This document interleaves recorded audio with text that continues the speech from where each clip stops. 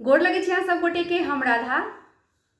आई हम एक बहुत सुंदर जितिया के गीत लगे उपस्थित छी और ये गीत लिखने छथिन श्रीमती रेखा रानी ठाकुर जी। तो सुनू हुनकर ई सुंदर सन जितिया पर लिखल सोहर।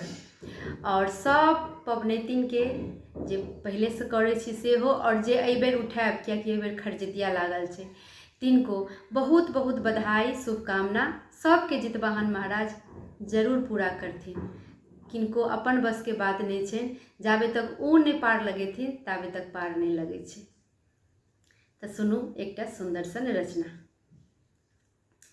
सप्तमी संकल्प लेबा, अष्टमी निर्जल व्रत रे, ललना रे सूर्य पुत्र छथिन जीतवाहन,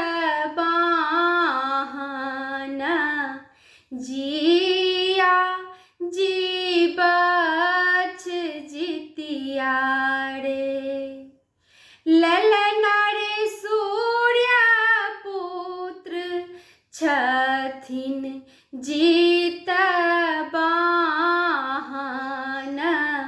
जिया जीबछ जितिया रे, जिया जीबछ ई पाबैन संतान लेला उत्तम रे, ललना रे केहनो जे गार गुर होयत, संतान के बचावथ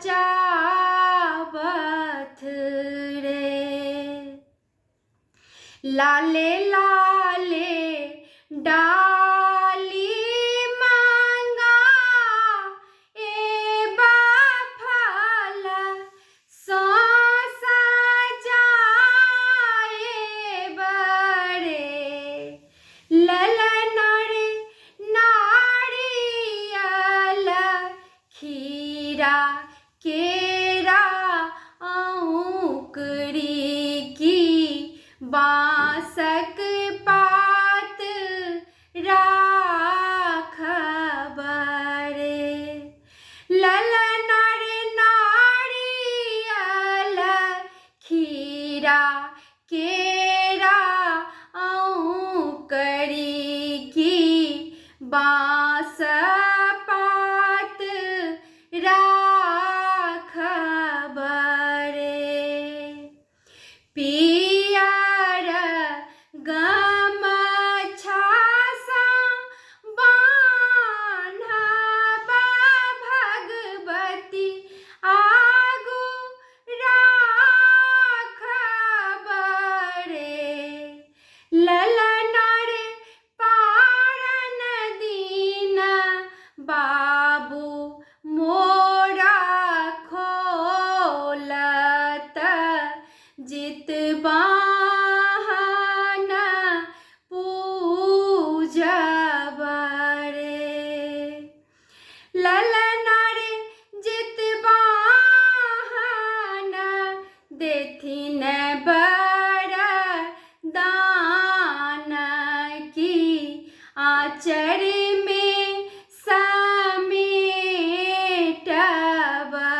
रे, जुगे जुगे जीबथु संतान जितिया करती माँ सब रे, ललना रे सूर्य पुत्र रहथुन सहाय की निर्जल व्रत राखब रे, जेई हो सोहर लिखल जेई हो